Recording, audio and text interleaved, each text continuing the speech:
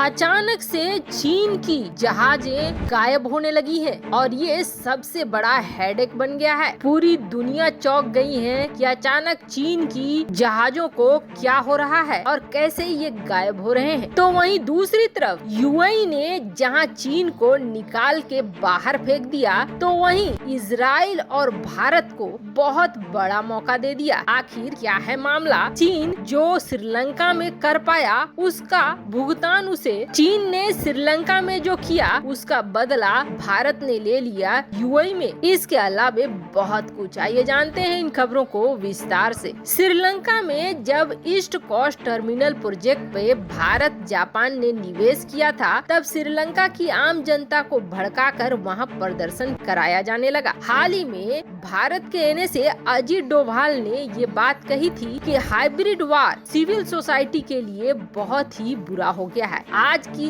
समय में कोई भी देश सीधे सीधे युद्ध करने से बचते हैं, बल्कि उसके देश में ही अनचाहे प्रदर्शन खड़ा करके, अनचाहे दंगे करवा के उस देश को तोड़ने की कोशिश करते हैं। अब इसका सीधा एग्जाम्पल देखिए। ईसीटी प्रोजेक्ट जो श्रीलंका का था, जब जापान और भारत कर रहे थे, तब श्रीलंका की जनता इस प्रोजेक्ट के खिलाफ प्रदर्शन में उतर आई थी। यहाँ तक कि इसके खिलाफ कोर्ट में केस भी हो गया था। ये सब कुछ होने के बाद श्रीलंकाई सरकार आ गई दबाव में। न चाहते हुए भी श्रीलंका की सरकार को कैंसिल करना पड़ा ये प्रोजेक्ट जापान और भारत के साथ। जबकि उस वक्त श्रीलंका की सरकार ये चाहती थी कि एक बैलेंस बना रहे और चीन को काउंटर किया जा सके, पर अपनी ही जनता से परेशान होकर श्रीलंका की सरकार ने भी ईसीटी परियोजना से भारत को निकाल के बाहर कर दिया। अब अगर उनकी जनता की सचमुच भलाई की बात होती, क्योंकि उस वक्त भी उनकी जनता ने ये कहा था कि हम फॉरेनर किसी विदेशी को अपनी जमीन पर नहीं चाहते हैं, यहाँ पर हमारे अपने कंपनी होने चाहिए, अपनी कंपनी को काम मिलना चाहिए। भारत के नाम का विरोध नहीं था, बल्कि विदेशी किसी भी ताकत का विरोध था। तो फिर अब इसी प्रोजेक्ट को चीन कर रहा है और चीन की कंपनी ने इसका अधिग्रहण कर लिया। अब इससे आपको साफ दिख रहा होगा कि ये जो प्रदर्शन करवाए ये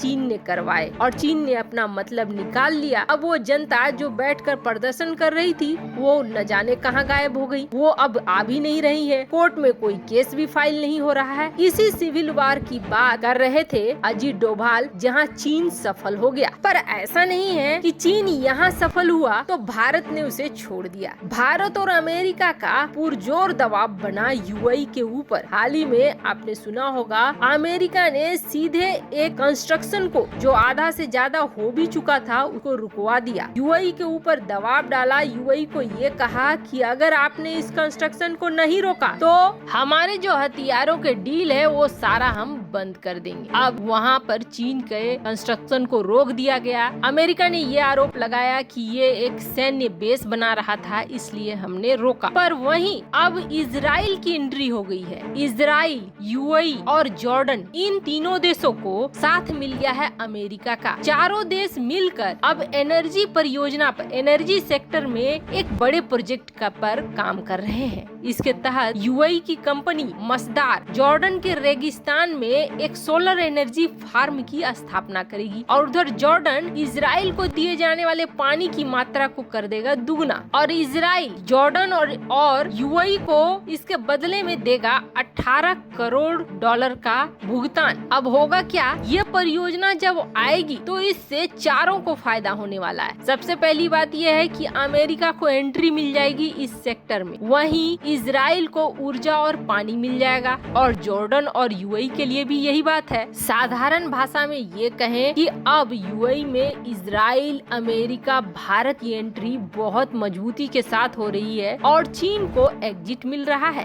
कोशिश श्रीलंका में भी ऐसा करने की है, पर श्रीलंका में दरअसल बहुत हद तक पैर फैला चुका है चीन। ऐसे में तुरंत उसे निकाल कर फेंकना इतना आसान नहीं होने वाला है। इतना कर्ज ही दे चुका है कि उसे चुकाने में ही श्रीलंका की हालत खराब होने वाली है। तो वहीं दूसरी तरफ इस इस वक्त दुनिया में बड़ा हलचल मचा हुआ है और ये हलचल इसलिए मचा हुआ है क्योंकि चीनी जहाज हो रहे हैं गायब। दरअसल दुनिया भर का व्यापार चलता है चीन से, ये और दुनिया का व्यापार काफी बड़े रूप में चलता है। चीन बहुत बड़ा प्रतिशत भेजता था, लेकिन अब अचानक से ऐसा हो रहा है कि जो डेटा निकल कर आ रहा है कि जो सप्लाई कर रहा है चीन, उसमें अचानक जहाज गायब हो रहे हैं। जो ग्लोबल सप्लाई चेन है, यानी पूरी दुनिया में चीजों का पहुंचना, उसमें एक बहुत बड़ी हलचल मचा दी है जब ये देखा जा रहा है कि चीन के जहाज लुप्त हो रहे हैं। आखिर जब ट्रैक करने की कोशिश की जा रही है पूरी दुनिया की ट्रैफिक में कि कहां जा रहा है चीन का जहाज, कहां जा रहा है, तो ये देखा जा रहा है कि अक्टूबर महीने से चीन के जहाजों की संख्या बहुत कम हो रही है। आपको बता दें, जब कहीं कोई शिपमेंट जाता है तो दुनिया में कई तरह के सिस्टम बने हुए हैं ताकि उस शिपमेंट को रिकॉर्ड किया जा सके, उस शिप को ट्रैक किया जा सके कि कहां जा रहा है, कैसे जा रहा है। इसके लिए जहां जहाज इंफॉर्मेशन भेजते हैं कि उनकी पोजीशन कहां है, उनकी स्पीड क्या है, कहां जाने वाले हैं, किस स्टेशन के लिए जाने वाले हैं, और ये सारा डेटा एक्सचेंज होता है सैटेलाइट के जरिए।